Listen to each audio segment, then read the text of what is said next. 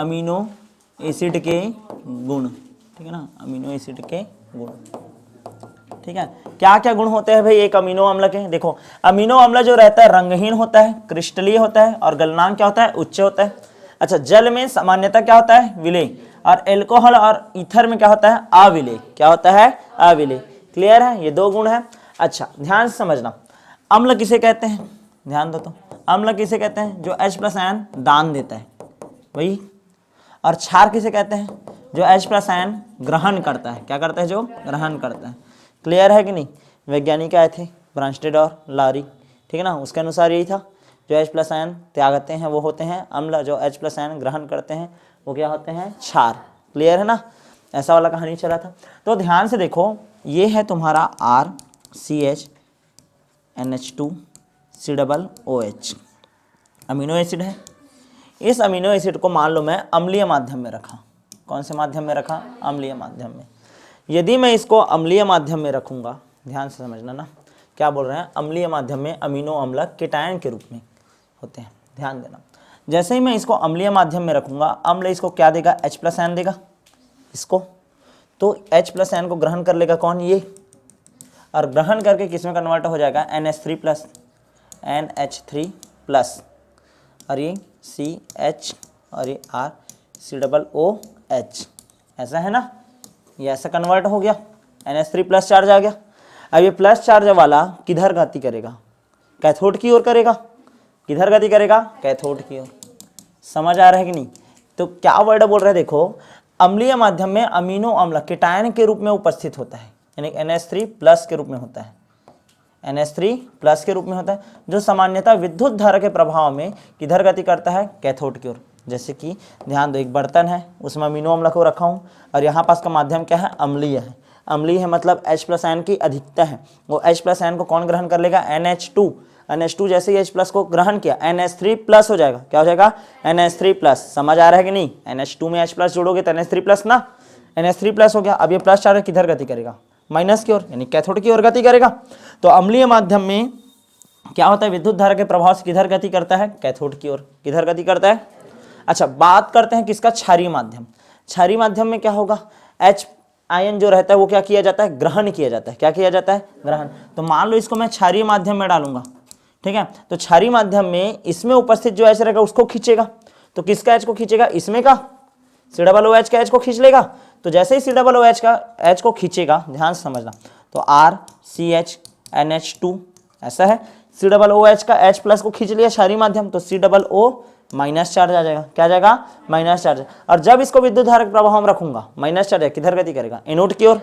किधर गति करता है? एनोड की ओर। यानी कि जब क्षारीय माध्यम में होता है तो एनायन के रूप में उपस्थित होता है तथा विद्युत धारा के प्रभाव में किधर गति करेगा? एनोड की ओर गति करेगा। किधर करेगा? समझ आया कि नहीं? अमीनो एसिड को मान लो मैं अम्लीय माध्यम में रखूं, किसमें? अम्लीय माध्यम में, तो NH3+ हो जाएगा चार्ज, और किधर गति करेगा? कैथोड की ओर। और मान लो क्षारीय माध्यम में रखूं तो क्या हो जाएगा? COO- बनेगा। COO- किधर गति करेगा? एनोड की ओर गति करेगा। किधर गति करेगा? एनोड की ओर। यहां तक समझ आया कि नहीं? ठीक है, लेकिन मान लो, ध्यान से समझना, एक pH होता है जिसको बोलते हैं आइसोइलेक्ट्रिक pH। हम लोग अम्लीय माध्यम बोल रहे थे, यानी pH का मान 7 से कम, क्षारीय माध्यम मतलब pH का मान 7 से अधिक।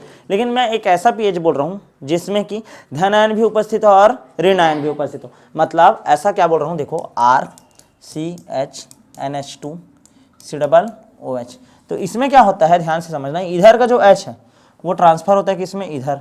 क्लियर है ना? जिस pH में ये जो तुम्हारा क्या रहता है? COOH, ठीक है ना, कार्बोक्सिलिक अम्ल समूह, उसका H+ आयन इसमें जाएगा। इसमें जाएगा तो क्या हो जाएगा? NH3+। समझ आ रहा है कि नहीं?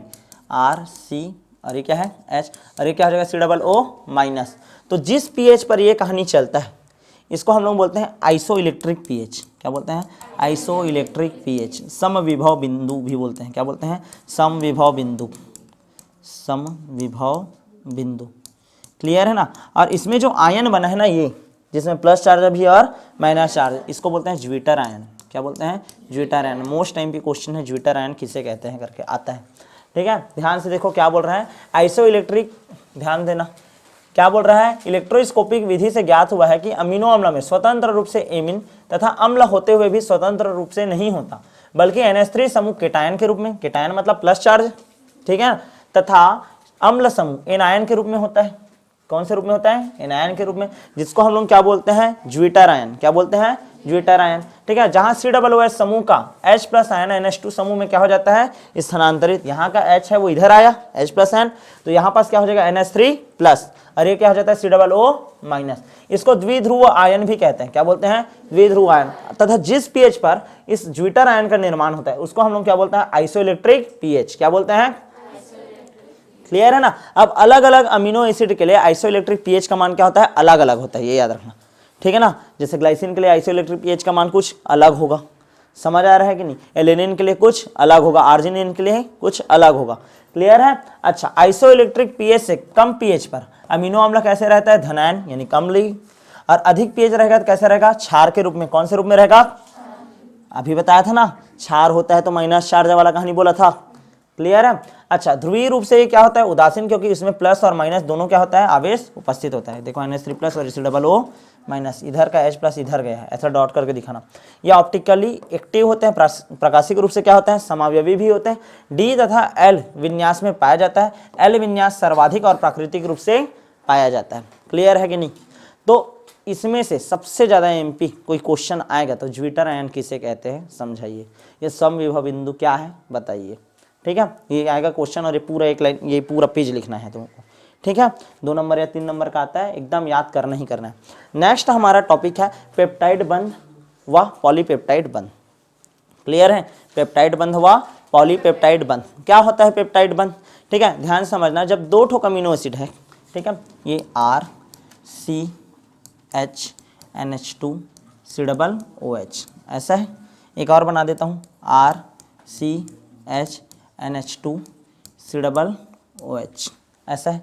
तो यहाँ पास क्या होता है, ध्यान से समझना ना, ये दोनों मिला तो यहाँ पास का OH और यहाँ पास का एक H, यहाँ पास का OH और यहाँ पास का एक H, क्या निकाल देगा? H2O, माइनस कर दिया H2O, तो यहाँ पास RCHNH2 हो गया, C डबल बॉन्ड O ऐसा होगा, ऐसा लिखूंगा ना, फिर सिंगल बॉन्ड, फिर N और एक H ऐसा हो गया। 2 ठोक H में से एक H निकल गया है ना, तो एक ही H बचा, RCHCOOH। तो ये वाला जो बॉन्ड बना CONH बॉन्ड, इस बॉन्ड को हम लोग बोलते हैं पेप्टाइड बॉन्ड। क्या बोलते हैं? समझ आ रहा है कि नहीं? क्या बोलते हैं? Peptide bond. क्लियर है? जब ध्यान से समझना, एक अमीनो अम्ल का COOH का OH और दूसरे अमीनो अम्ल का NH2 का H, ठीक है ना, ये दोनों आपस में क्रिया किया और क्या निकाल दिया? H2O। क्लियर है? और नया बॉन्ड CONH बॉन्ड का क्या किया? निर्माण किया। तो इसको हम लोग बोलते हैं क्या? Peptide bond. क्या बोलते हैं? समझ आया कि नहीं? ठीक है, अच्छा याद रखना, डाइपेप्टाइड बॉन्ड क्या होता है? 2 ठोक पेप्टाइड बंद नहीं रहता।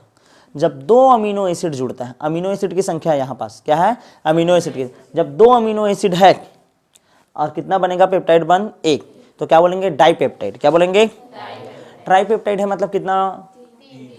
3 नहीं, क्या बनेगा? 2।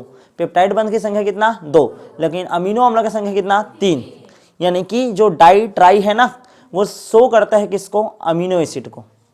ठीक है, बंध को नहीं। यानी यहाँ पर जो बंध है वो डाइपेप्टाइड बंध है। क्या 2 ठोक पेप्टाइड बंध दिख रहा है? क्या नहीं, 2 ठोक क्या है? अमीनो एसिड है। क्या है? 2 ठोक अमीनो एसिड। समझ आ रहा है कि नहीं? ठीक है, तो एक बार थ्योरी पढ़ लेते हैं। क्या बोल रहा है? पेप्टाइड 2 या 2 से अधिक समान अथवा असमान अल्फा अमीनो अम्ल के संघनन से जल के एक अणु के निकलने से बना हुआ होता है। क्लियर है? जब 2 या 2 से अधिक अमीनो अम्ल का संघनन होता है तो उनके परस्पर संयोग से बने हुए बंध को क्या बोलते हैं? पेप्टाइड बंध या CONH बंध बोलते हैं। CONH। क्लियर है ना? जैसे देखो RCHNH2COOH था, RCHNH2COOH था, यहाँ पास से H2O निकल गया, तो ये बन गया कि आपका पेप्टाइड बंध। अब पेप्टाइड बंध कितने प्रकार का होता है? सबसे पहले डाइपेप्टाइड बंध, जब 2 अमीनो अम्ल आपस में एक पेप्टाइड बंध बनाए। क्लियर है? 2 अमीनो एसिड था और पेप्टाइड बंध बना कितना? 1। 3 अमीनो एसिड रहेगा तो कितना बनेगा? 2, तो उसको क्या बोलोगे? ट्राइपेप्टाइड। और जब उससे भी ज्यादा होता है तो उसको बोलते हैं पॉलीपेप्टाइड बंध। क्या बोलते हैं?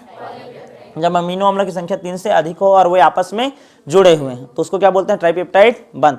और याद रखना, प्रोटीन जो रहता है पॉलीपेप्टाइड संरचना होता है। क्या होता है?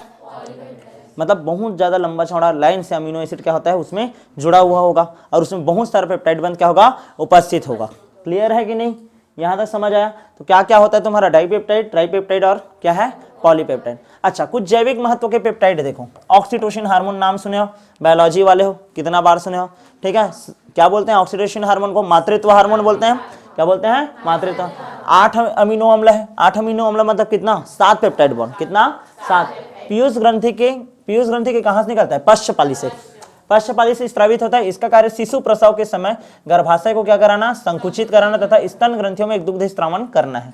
इसको क्या बोलते हैं, मातृत्व हार्मोन। अच्छा, दूसरा हार्मोन है वेसोप्रोसिन हार्मोन। कौन सा, वेसोप्रोसिन। वेसो मतलब होता है आपका नस, धमनी शिरा, प्रेसिन मतलब उसको क्या करता है, प्रेस करता है, ऐसा समझना।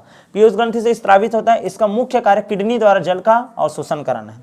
किडनी द्वारा क्या करता है, जल का अवशोषण कराता है। अच्छा, एंजियोटेंसिन, सॉरी इसको बता रहा था, ये है जी एंजियोटेंसिन। एंजियो मतलब क्या होता है, नस, और टेंसिन मतलब उसमें तनाव उत्पन्न करेगा, ऐसा समझो, ठीक है। तो यह हाई ब्लड प्रेशर के व्यक्तियों में पाया जाता है। कौन सा हार्मोन, एंजियोटेंसिन।